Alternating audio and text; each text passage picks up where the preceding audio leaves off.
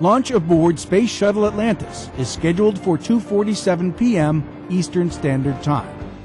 During its 11-day mission, the STS-122 crew will install the European Space Agency's Columbus laboratory on Harmony Node 2.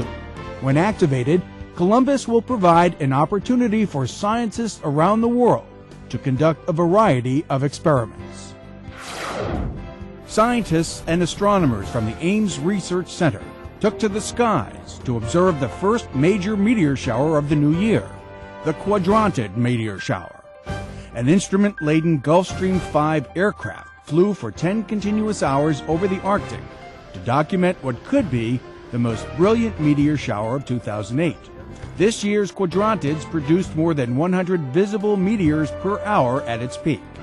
It's theorized that the Quadrantids were formed 500 years ago by a collision between a comet and a near-Earth asteroid. Details of next summer's scheduled Hubble Space Telescope servicing mission were outlined for media at the winter meeting of the American Astronomical Society in Austin. We're not only going up to Hubble to refurbish its capabilities. After 5 or more long years on orbit, where wear and tear have gotten, as expected, gotten the best of a few of the subsystems, but also to extend its grasp tremendously. In August, Space Shuttle Atlantis is scheduled to lift off with a crew of 7 astronauts for Hubble. The 11-day mission features 5 days of spacewalks to repair and update the telescope, keeping it alive through 2013. NASA astronaut Andrew Feustel took a few hot laps at Daytona International Speedway in NASCAR's preseason Thunder Fan Fest. Feustel's appearance was in celebration of NASA's 50th anniversary and the 50th running of the Daytona 500 in 2008. Feustel, who took his laps in an official Daytona track car, will be part of the Hubble servicing mission crew. STS-120 Commander Pam Melroy and 5 of her Discovery crew members visited Marshall Space Flight Center employees.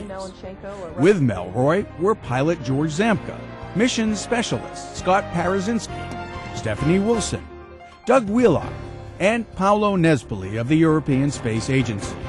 The 120 crew showed highlights of their 15-day mission to the International Space Station, during which they delivered and installed the Harmony Laboratory.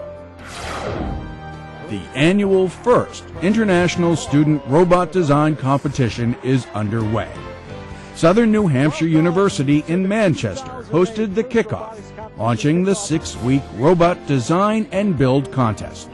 FIRST stands for Inspiration and Recognition of Science and Technology. Some 1,500 teams, comprised of 37,000 high school students worldwide, are participating in this year's contest. 41 regional competitions will lead to the 2008 FIRST Championship at Atlanta's Georgia Dome in April. And that's this week at NASA.